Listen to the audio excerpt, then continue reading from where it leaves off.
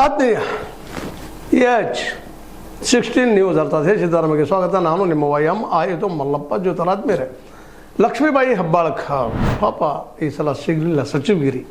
ಸಹಜ ನಿರಾಶೆ ಆಗ್ಯದ, ದುಃಖ ಆಗ್ಯದ.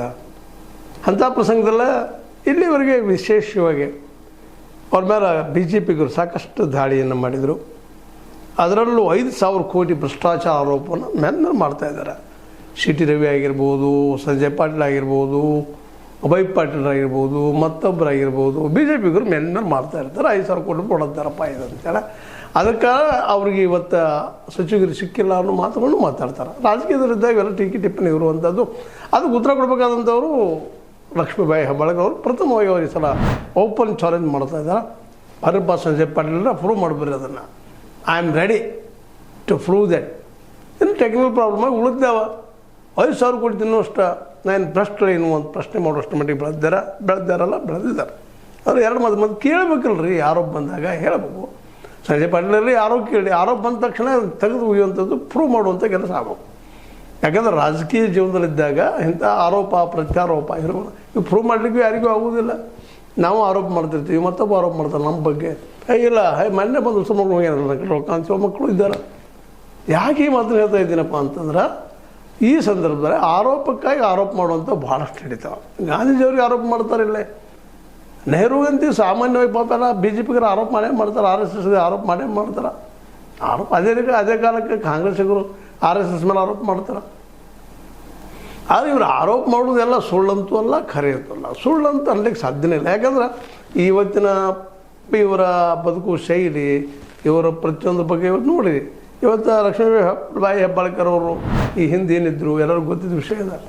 ಯಾವಾಗ ಇವರು ರಾಜಕೀಯಕ್ಕೆ ಬಂದರು, ಏನು ಮಾಡಿದರು, ಯಾವ ರೀತಿ ತಮ್ಮ ಫ್ಯಾಕ್ಟ್ರಿನ ಬೆಳೆಸೋ ಮೊದಲು ಅದು ಕಚ್ಚಿನ ಕಟ್ಟು ಹೇಳುವಂಥವ್ರು ಇದ್ದಾರೆ. ಅದ್ರ ಬಗ್ಗೆ ಏನೇನೋ ರೋಚಕವಾಗಿ ಹೇಳುವಂಥ ಜನರು ಇದ್ದಾರೆ. ಆದ್ರೆ ಅರ್ಧ ಸತ್ಯಗಳು ಭಾಳಷ್ಟು ಇರ್ತಾವೆ, ಪೂರ್ಣ ಸತ್ಯಗಳು ಇರೋದಿಲ್ಲ.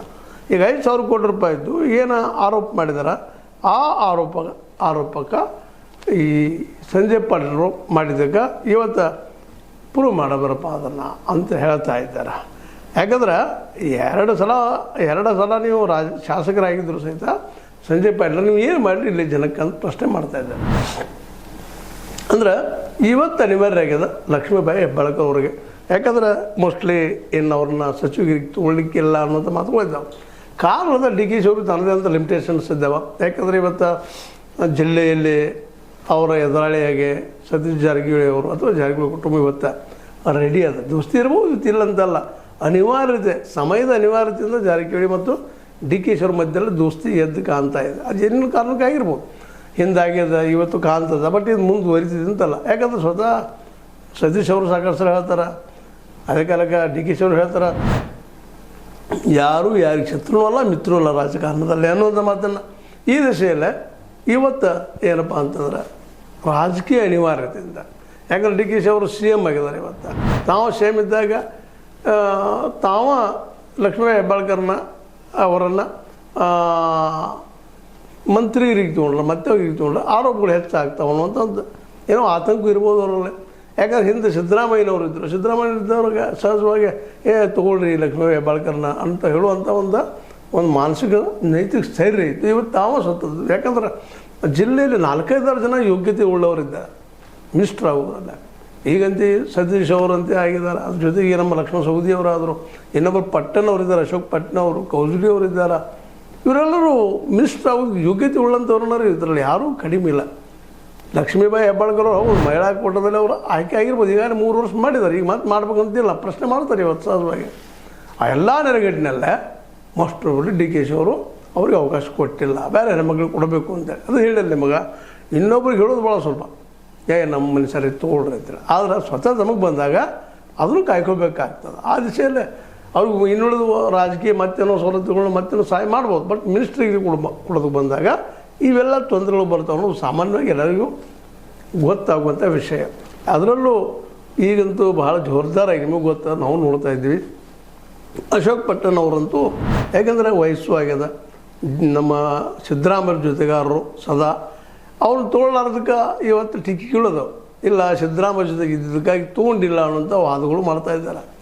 ಹೀಗಾಗಿ ಪಟ್ಟಣರಂಥವ್ರನ್ನ ತೊಗೊಳ್ಳೋದಿದ್ದಾಗ ಮಿನಿಸ್ಟರ್ ಮಾಡೋದಿದ್ದಾಗ ಲಕ್ಷ್ಮೀಬಾಯಿ ಹೆಬ್ಬಾಳ್ಕರ್ ಮಾಡೋದು ಹೆಂಗಂತ ಇಲ್ಲ ಒಟ್ಟು ಮಹಿಳೆಗೆ ಕೊಟ್ಟಿಲ್ಲ ಅಂತ ಬೇರೆ ಮಹಿಳೆಯರಲ್ಲಿ ನೀವು ಕ್ಯಾಬಿನೆಟ್ದಲ್ಲಿ ಅಂದಾಗ ಏನೋ ಒಂದಿಷ್ಟು MLCಗಳು ಮಾಡೋ ಪ್ರಯತ್ನ ಮಾಡಿದ್ರು. ನಂತರ ಅದು ಸಿದ್ದರಾಮಯ್ಯ ವಿರೋಧದಿಂದಾಗಿ ಬಿದ್ದು ಹೋಗಿಬಿಡ್ತು. ಆ ಮಾತು ಬೇರೆ. ಈಗ ಮತ್ತು ಸ್ವತಃ ಲಕ್ಷ್ಮೀಬಾಯಿ ಹೆಬ್ಬಾಳ್ಕರ್ ಮಾಡೋಕೊಂಡಾಗ ಡಿ ಕೆ ಶಿವರ್ ಕೆಲವು ಹಡಲ್ಸ್ ಬರ್ತಿರ್ಬೇಕು, ಮಾನಸಿಕ ಕೆಲವೊಮ್ಮೆ ಕುಬ್ಜತೆಗಳು ಬರ್ತಿರ್ತಾವೆ, ಅವು ಕಾರಣ ಇರ್ಬೋದು.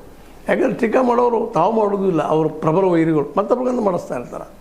ಹೀಗಾಗಿ ಇವತ್ತು ಲಕ್ಷ್ಮೀಬಾಯಿ ಹೆಬ್ಬಾಳ್ಕರ್ ಅವರಿಗೆ ಮಿನಿಸ್ಟರ್ಶಿಪ್ ಸಿಗಲಾರ ಕಾರಣಗಳು ಅದೇ ಕಾಲಕ್ಕೆ ಒಂದಿಷ್ಟು ಆರೋಪ ಬಂತು. 5,000 ಕೋಟಿ ರೂಪಾಯಿದು ಆ ಸಂದರ್ಭದಲ್ಲಿ ಏನೇನು ಹೇಳಿದ್ದು ದಾಯಿತು, ಟೆಕ್ನಿಕಲ್ ಪ್ರಾಬ್ಲಮ್ ಆ ಪ್ರಾಬ್ಲಮ್ ಇಷ್ಟೊಂದು ಅದು ಸಾಲ್ವ್ ಆಗಬೇಕಾಯ್ತು. 2 ತಿಂಗಳು ಹೋಗಲೇ ಇಲ್ಲ, ಕೊಟ್ಟೇ ಇಲ್ಲ ಅನ್ನೋಂಥ ಆರೋಪಗಳು ಇದ್ದಾವೆ.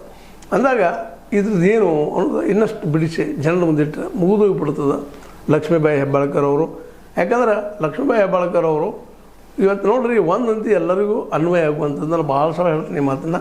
ಭ್ರಷ್ಟಾಚಾರ ರಹಿತವಾಗಿ ಪ್ರಾಮಾಣಿಕ ವ್ಯಕ್ತಿ ಇಂದಿನ ರಾಜಕೀಯದಲ್ಲೇ, ಅದರಲ್ಲೂ ಮತದಾನದ ವ್ಯವಸ್ಥೆಯಲ್ಲಿ ಆಯ್ಕೆಯಾಗುವುದಂತೆ ದುರ್ಲಭ ಆಗ್ಬೋದಿನ ಮುಂದೆ ಭವಿಷ್ಯದಲ್ಲಿ ಗೊತ್ತಿಲ್ಲ. ಯಾಕೆಂತಂದ್ರೆ ನಾವು ಒಂದು ಮಾತಾಡ್ತಿದ್ದು ಇಲ್ಲಿವರೆಗೆ ಇಲ್ಲ RSSನ್ನು ಬೀಟ್ ಮಾಡುವಂಥದ್ದು ಸಂಘಟನೆ ಬರಲಿಕ್ಕಿಲ್ಲ ಅಂತ. ಅದು ಯುವಕರನ್ನು ಸೆಳೀತದ, ಮನಸ್ಸಿಗೆ ಮೂಡುವಂಗೆ ಮಾಡ್ತದೆ. ಅದರಲ್ಲೂ ಮಿಡಲ್ ಕ್ಲಾಸ್ ಜನ ಕಲ್ತಂಥ ಮಕ್ಕಳು ವಿಶೇಷವಾಗಿ RSS ಒಲಿತಾರೆ ಅಂತೇಳಿ. ಬಟ್ ಜಂಜಿ ಮತ್ತು CGP ಬಂದು ಏನಾಗಿದೆ ಇವತ್ತು RSSಗೆ ಮುಳು ಆಗುವಂಥ ಪ್ರಸಂಗಗಳು ಬಂದುಬಿಟ್ಟಿದ್ದಾವೆ. ಹೀಗಾಗಿ ಸಮಯ ಯಾರನ್ನೂ ತಡೆದಿಲ್ಲ. ನಾವೆಷ್ಟೋ ಇದೇವಪ್ಪ ನಾವು ಸಂಘಟಕರಿದ್ದೀವಿ, ಇನ್ನೂ ಪ್ರಬಲದ ಆ ಮಾತು ಬೇರೆ. ಆದರೂ ಒಂದು ಹೊಸ ಮೂಮೆಂಟ್ ಹುಡ್ತಾ ಇರ್ತಾವೆ, ಹಳೇದು ಹೋಗ್ತಾ ಇರ್ತವೆ, ಹೊಸದು ಬರ್ತಾ ಇರ್ತದೆ. ನೋಡಿರಿ ಒಂದು ಕಾಲಕ್ಕೆ ಕಮ್ಯುನಿಸಮ್ ಬಗ್ಗೆ ಎಷ್ಟು ಮಾತಾಡ್ತಿದ್ರು, ಏನು ಪ್ರತಿಯೊಂದು ದೇಶ ಕಮ್ಯುನಿಸ್ಟ್ ದೇಶ ಆಗ್ತಿದ್ದಾಗ ಅಷ್ಟು ಪ್ರಭಾವಿತ ಮಾರ್ಕ್ಸಿಂದು ಸಮಾನತೆ, ಸಮತಾ, ಸಮಾಜ ಅಂತೇಳಿ. ಅದಕ್ಕೆ ವಿರೋಧವಾಗಿ ಏಕದಮ್ ಬಂತು ಯಾವುದು ಓಪನ್ ಮಾರ್ಕೆಟ್. ಅದೊಂದು ಏನಾಗಲಿಲ್ಲ, ಸಮಾನತೆ ಬರಲಿಲ್ಲ. ಕೆಲವಷ್ಟು ಜನ ಶ್ರೀಮಂತರಾದರು, ಉಳಿದವರೆಲ್ಲ ಉದ್ಯೋಗದ ಸಾಯುವಂಥ ಪ್ರಸಂಗ ಬಂತು. ಇದರಲ್ಲೇ USSR ಇವತ್ತಿನ ರಷ್ಯಾದಲ್ಲೇ ಓಡ್ಕ ಅಂದ್ರೆ ಸಾರಾಯಿ ಸಹಿತ ಪಾಳೆ ಹಚ್ಚೋ ಪ್ರಸಂಗ ಬಂತು. ಹಿಟ್ಟಿಗೆ ಪಾಳೆ ಹಚ್ಚೋ ಪ್ರಸಂಗ ಬಂತು. ಅಂದಾಗ ಸಂಪೂರ್ಣವಾಗಿ ಸೋತ್ ಪರಿಣಾಮವಾಗಿ ಇಡೀ ವಿಶ್ವ ತುಂಬ ಕಮ್ಯುನಿಸ್ಟ್ ದೇಶ ಒಂದೊಂದು ಬೆಳಕು ಹೋಗ್ಬಿಟ್ಟು. ಯಾಕಂದರೆ ಡಿಕ್ಟೇಟರ್ ಬೆಳೀತಿರಲ್ಲೇ ಕಮ್ಯುನಿಸಮ್ದಲ್ಲೇ. ಇವತ್ತೇನೋ ಒಂದು ಉಳಿದಿದೆ, ಯಾವುದು ಚೈನಾ ಮತ್ತು ಕ್ಯೂಬಾ, ಅಲ್ಲೂ ಸಹಿತ ಇವತ್ತು ಡಿಕ್ಟೇಟರ್ಶಿಪ್ ಅದ. ಆದರೆ ಅಲ್ಲಿ ಓಪನ್ ಮಾರ್ಕೆಟ್ ಇಟ್ಟಿದ್ದಾರೆ ಅಂತ ನಡೀತಾ ಇದೆ ಅಂತ ವಾದ ಮಾಡ್ತಾರೆ. ಇರಲಿ, ಅದೇನಿಲ್ಲ, ಆ ವಿಷಯ ಮುಖ್ಯ ಇಲ್ಲ. ಹೆಬ್ಬಾಳ್ಕರ್ ಅವರು ಮಿನಿಸ್ಟರ್ ಆಗಬೇಕಾಯಿತು ಬೆಳಗಾವಿಯಿಂದನೂ ಅಂತ ನೋವು ಅವರಿಗೆ ಅದ. ಇಂಥ ಸಂದರ್ಭದಲ್ಲೇ BJPಗರು, ಅದರಲ್ಲೂ ಸಂಜಯ್ ಪಾಟೀಲರು ಮೇಲೆ 5,000 ಕೋಟಿ ರೂಪಾಯಿ ಹಗರಣ ಬಗ್ಗೆ ಮಾತಾಡಿದಾಗ ಸಹಜ ಎಲ್ಲೋ ಮನಸ್ಸಿಗೆ ನೋವಾಗ್ಯದ, ಅವ್ರಿಗೆ ಪೆಟ್ಟಾಗ್ಯದ. ಪ್ರೂವ್ ಮಾಡಪ್ರಪ್ಪ, ಚರ್ಚೆ ಮಾಡೋಣ ಏನಾಗಿ ಅಂತೇಳಿ ಸಂಜಯ್ ಪಾಟೀಲ್ರಿಗೆ ಸವಾಲು ಹಾಕ್ತಾಯಿದ್ದಾರೆ, ಬರ್ರಿ ಅಂತೇಳಿ. ಇದು ಒಂದು ರೀತಿಯಿಂದ ಅವ್ರ ಧೈರ್ಯವನ್ನು ಮೆಚ್ಚುವಂಥದ್ದು.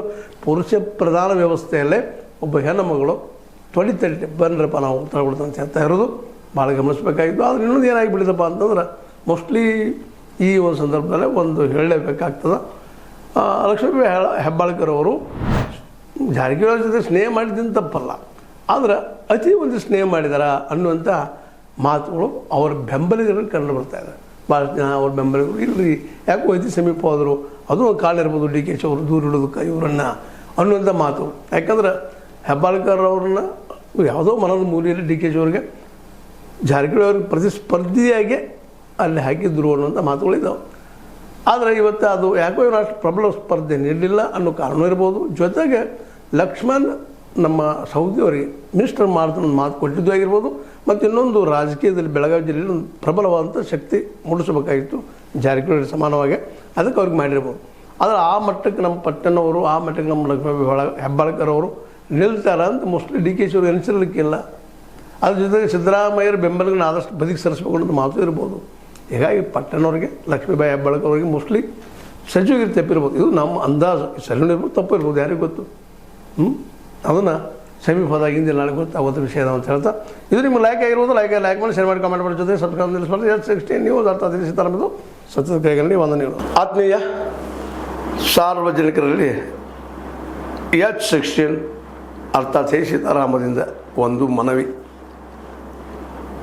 ಈ ಸಂಸ್ಥೆ ಭ್ರಷ್ಟಾಚಾರ, ಅನ್ಯಾಯ, ಅತ್ಯಾಚಾರಗಳಿಂದ ನೊಂದವರ ವೇದಿಕೆ. ಅನ್ಯಾಯಕೋರರ, ಭೂಗಳ್ಳರ, ನಶಾ ಸಾರಾಯಿ ಮಾಫಿಯಾಗಳ ವಿರುದ್ಧದ ಧ್ವನಿ. ರೈತರ, ಕೂಲಿಕಾರ, ಕಾರ್ಮಿಕರ, ಬಿದ್ದ ಸಮುದಾಯ ಜನರ ಧ್ವನಿ. ಬೆಂಬಲವಾಗಿ ನಿಂತು ತನುಮನ ಧನದ ಸಹಾಯಕ್ಕೆ ಸಾರ್ವಜನಿಕರಲ್ಲಿ ಕೋರಿಕೆ. ದಾನದ ಸಹಾಯ ನೀಡಿ ಸ್ವಾತಂತ್ರ್ಯ ಪತ್ರಿಕೋದ್ಯಮ ಉಳಿಸಿ ಬೆಳೆಸಿ. ವಂದನೆಗಳು. ತಮ್ಮನ್ನೇ ನಂಬಿರುವ ಮಲ್ಲಪ್ಪ ಇ ಜೋತಾವರ್. ಈ ಕೆಳಗಿನ QR ಸ್ಕ್ಯಾನ್ ಮಾಡಿ ಅಥವಾ ಈ ನಂಬರ್ ಅಂದರೆ 7411402405ಗೆ ಇಲ್ಲ 9686864852ಗೆ ನೀವು ಫೋನ್ಪೇ ಮಾಡಿ, ಪೇಟಿಎಮ್ ಮಾಡಿ ಅಥವಾ ಇನ್ನಾವುದೇ ಮಾಧ್ಯಮದಿಂದ ಗೂಗಲ್ ಮೂಲಕ ಸಹಾಯ ಮಾಡಿ ಈ ಪ್ರಾಮಾಣಿಕ ಪತ್ರಿಕೋದ್ಯಮವನ್ನು ಉಳಿಸಿ ಅಂತ ಮತ್ತೊಮ್ಮೆ ಮನವಿ. ವಂದನೆಗಳು.